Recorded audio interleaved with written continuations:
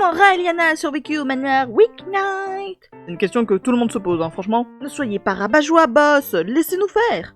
Notre histoire s'ouvre sur l'homicide d'une meuf quelconque, qui va se réincarner dans la peau d'une autre meuf quelconque, Raeliana Macmillan, en pleine époque victorienne. Un personnage secondaire de roman d'amour qui doit mourir pour le bien du scénario des mains de son fiancé. Et le problème, c'est qu'elle veut pas. Du coup, elle va tenter tous les tue-l'amour possibles, même de le tuer. Malheureusement, ça marche pas trop. S'il doutait encore de la tuer, là, je suis totalement sûr qu'il est totalement convaincu. Bon, en tout cas, je le ferai, hein. Elle va donc se tourner vers son dernier recours. Séduire un noble. Elle aurait pu le faire plus tôt, hein, ça nous aurait épargné la moitié d'un épisode.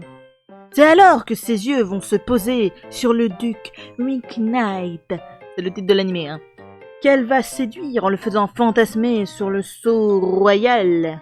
Ne vous inquiétez pas, c'est pas une allusion sexuelle, c'est littéral. Suite à cela, des accords vont être trouvés et bim, ils sont fiancés. Sur une partie d'échecs. Elle connaît les échecs? Je sais pas, m'en fous.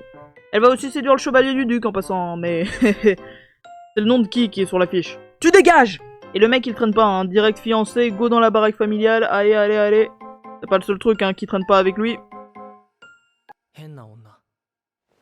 T'es étrange. T'es étrange, c'est l'équivalent de tu es gentil pour les garçons. Ça suffit le cynisme! Mais comment tu veux que je le sois pas? Je la déteste! Faut bien que je survive à un moment!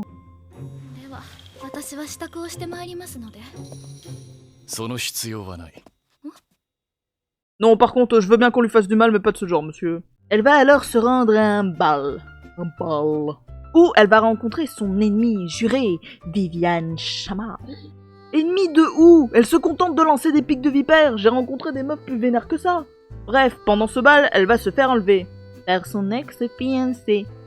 Parce qu'il a des dettes. Et oh mon dieu, elle fait encore la maligne. Alors qu'elle se fait enlever.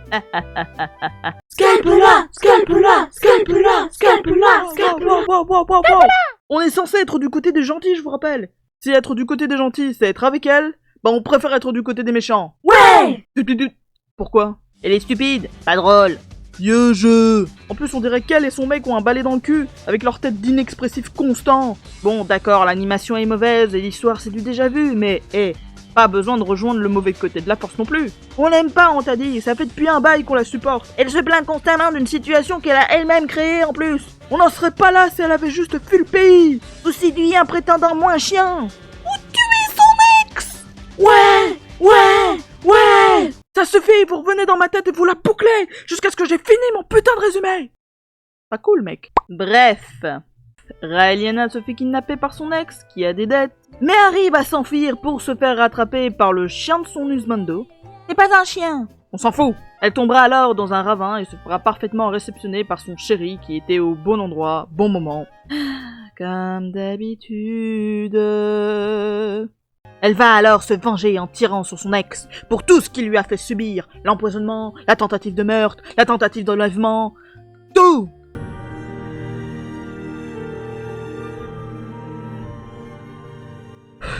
Même ses vengeances sont vieux jeu, bordel. Épisode 6, on n'en parle pas, on s'en fout. Bon d'accord, à part pour constater que Adam est plus attachant que Noah, et que Raeliana est une conne totalement, y a rien d'autre.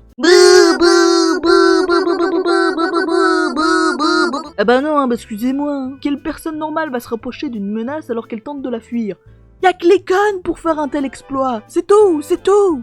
Après ça, s'ensuit une myriade de moments où il faut bien créer la romance entre les protagonistes principaux. Level couple nul et inintéressant à suivre, je suis ravagé.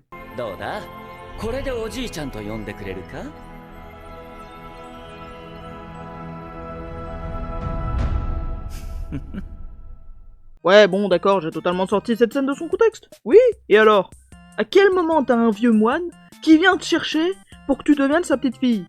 J'attends les arguments dans les commentaires. Tout ça pour arriver en fin de saison où Raeliana comprend enfin qu'elle a peut-être volé le rôle principal à l'héroïne. Eh bah dis donc. Alors, c'est qui a la baffe de renard maintenant? Chais, Raeliana, Chais, t'es pire que Viviane Macmillan. Non, attends, c'est qui? D'ailleurs, je comprends pas pourquoi elle en fait tout un plat, hein. Elle a juste été là, au bon endroit, au bon moment. Rajoutez Drama Queen dans sa bio. C'est très important. Et du coup, la morale, boss? Faites de vrais persos, s'il vous plaît. Je suis désolé, hein, d'un côté t'as la fille qui se résume à « Je suis forte et indépendante », alors qu'elle se fait sauver par la moitié du casting. Et le mec c'est « Je suis cool, mystérieux, et j'ai des problèmes. Aimez-moi ». Ce ne sont pas des personnalités ça, mais des auras tout au plus. Et le fait qu'ils vivent en pleine époque victorienne, issus de familles nobles, et donc doivent se conformer à l'étiquette, ne justifie pas la pauvreté en personnalité.